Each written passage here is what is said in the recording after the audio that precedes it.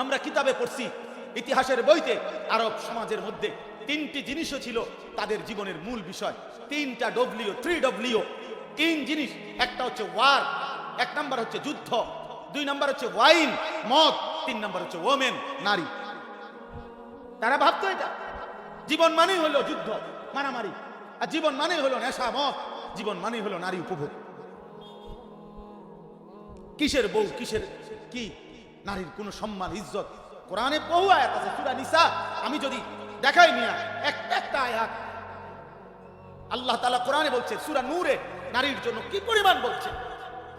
জাহিলি সমাজ নারীকে, নাউজুবিল্লাহ, একটা পুরুষ এত বেশি পরিমাণ মহিলাকে বিয়ে করত, বিয়ের পরে যেই সন্তান, এই বেটার এই সন্তান যেই মার ঘরে জন্ম নিছে, শুধু ওই মা বাদে এই বেটার তার বাপের বাকি বউদেরকে এই ছেলে, আপন ছেলে, নিজের স্ত্রী হিসাবে ব্যবহার করত। এত নিকৃষ্ট সমাজ ছিল মিয়া। ইসলাম সেখান থেকে, কোরআন রাসূলের সুন্নাহ নারীকে দামি বানাইছে, নারীকে ইজ্জত দিয়েছে, সম্মান দিয়েছে। আল্লাহ কোরআনে বলছে, ফাইদা বুশরা আহাদুহুম বিল উনসা, আল্লাহ বলছে নারীর জন্ম এটা এই সমাজের জন্য একটি সুসংবাদ। নারী ঘৃণিত নয়, নারী মাটিতে পুঁতে ফেলবা এরকম বস্তু নয়, নারী সুসংবাদ। তাবশীর, তাবশীর অর্থ সুসংবাদ। আল্লাহ ইজ্জত একটা একটা করে করে নারীকে সম্মান দিছে, নবীজি সম্মান দিছে।